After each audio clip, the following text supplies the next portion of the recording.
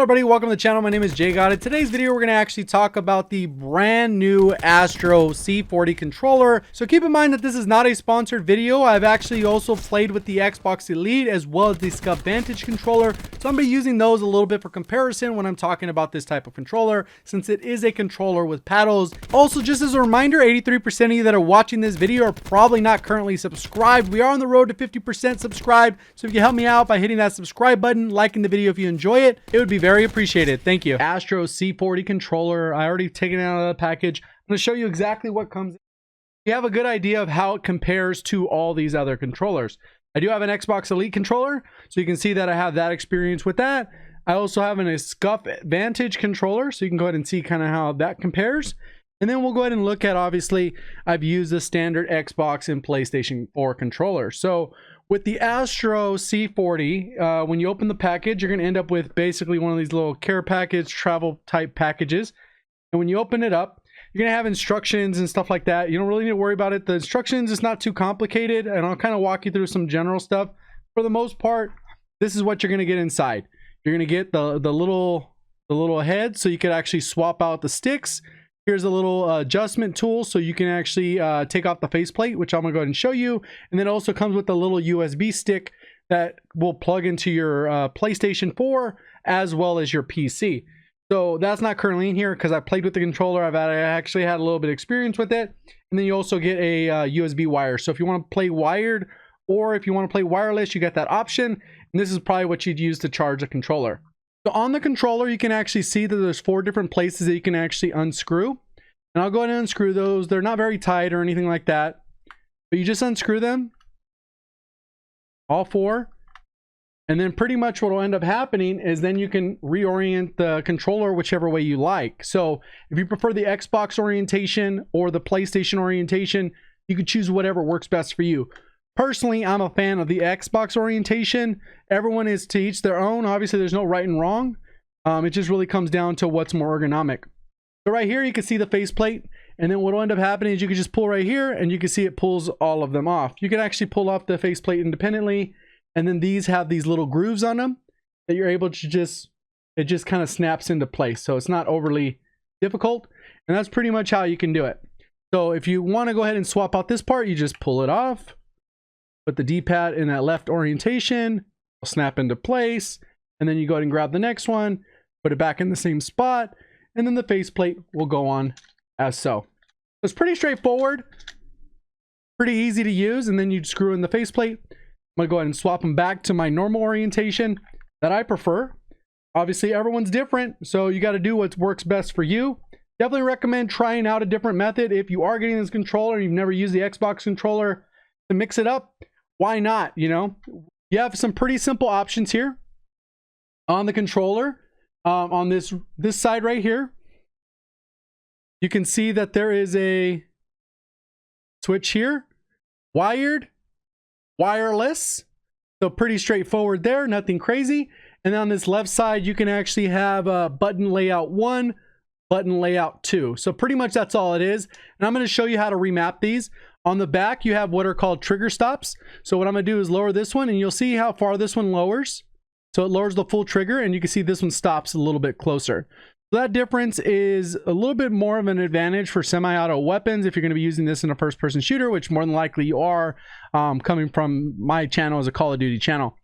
So pretty much this one drops a little bit less, so you don't have as much give. Obviously, if you're going to play a racing game or something like that, you're going to want the full triggers. Otherwise, you're going to have a little bit of issues on how you accelerate and stuff like that. And then there are the 2 different paddles. So the paddles on the other controllers are typically in this more middle section. They're all a little bit different. The Xbox Elite, they're more to the sides here. So if I show you how the Elite looks side by side, you can see how the paddles are oriented. And then if I compare that to the Vantage, you can see how the paddles are oriented. Personally, I prefer the comfort of the Astro as well as the Xbox Elite controller, just where they sit. Even though I only use 2 paddles on this one, I still leave the other ones in. But in reality, you could just leave 2 paddles on here and you'd be pretty comfortable. This one is limited to just the 2 paddles. So for the most part, that's not going to be an issue. Usually it's jump and slide. Some people just reload so they could do YY if they want as well. So it just really depends on your preferences. Personally, I use jump and slide for my different two paddles on the bottom. And to readjust these, all you're going to do is hold down this button, and then it'll vibrate the controller. You're going to press one of these, and then you press whatever button you want it to be linked to. And that's it. It's linked. Then basically that'll be that button, and the other one will be the other one. Just as easy as that to set it up. As far as comfort and accuracy, they feel pretty good. I'm going to show up a little bit of gameplay so you can kind of see how it looks while I'm using the controller as far as a hand cam goes. So let's go ahead and check that out. So now you can see the actual hand cam in the top right hand corner, and this is the part where I'll talk a little bit more about the controller. So for the right analog stick, I actually experimented with the standard height as well as the little bit taller one, with and without control freaks. In the gameplay you're watching right now, I'm actually using the one with the control freaks, but it really comes down to preference. Anytime you get a new piece of equipment like this, you're going to want to go ahead and try it out, experiment, and ultimately find out what's most comfortable for you. And after doing all that, I think I'm going to stick with the high-rise control stick that comes with the controller. The first thing I really wanted to check was how the dead zones felt, because a lot of times how the dead zones feel are going to be a big indication on how comfortable the controller is and how accurate you can actually be. And another reason I wanted to check out the dead zones is because when I got the Scuf Vantage controller, it had a huge issue with the dead zones right at launch. After they did a firmware update, it kind of resolved that issue. So once I went ahead and tested that out in a private match, I was able to quickly identify that the response time is immediate, which is a very good thing, especially when you're trying to be as accurate as possible. As far as the paddle locations, I kind of already mentioned that in the beginning, but they felt very comfortable, very intuitive. They sit right on my middle finger when I'm holding the controller,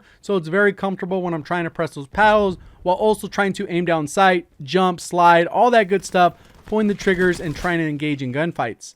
In terms of weight of the controller, it is on the heavier side. It feels about as heavy as the Xbox Elite, which is just slightly heavier than the PS4 and regular Xbox controller, but definitely way heavier than the Vantage because you're actually able to remove the rumble packs out of the Vantage, which significantly lowers that weight. And even though the controller is a bit on the heavier side, I don't really have an issue with that. It feels very durable. I'm not necessarily going to throw it against the wall or anything like that, but it does feel like it could take a little bit of abuse or a lot of playtime. And that actually doesn't surprise me at all. I've had Astro A10s, A40s, A50s, so I've had a lot of experience with Astro products when it comes to headset.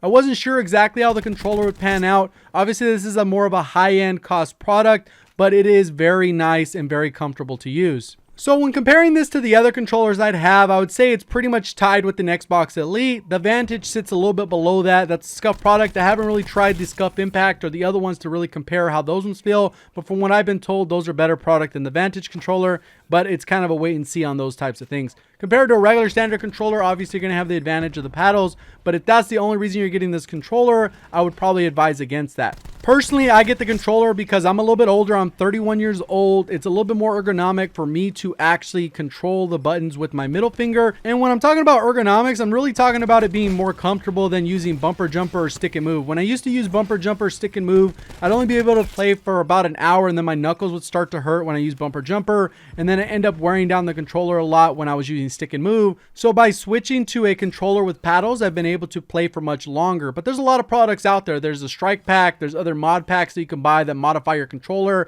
Nothing necessarily I'm talking about cheats or anything like that. I'm just talking about adding paddles onto your controller so it's a more comfortable gaming experience. The same thing with the trigger stops. You can also do that in game by going into the controller settings and doing flip triggers where your R1 and L1 become your aim and shoot. So hopefully that made sense to you. If you enjoyed the video, hit the like button, and if you are brand new and want to find your way back, make sure you do subscribe with notifications on. We'll see you all in the next one. Appreciate the support. Thank you for watching. As always, have a great day.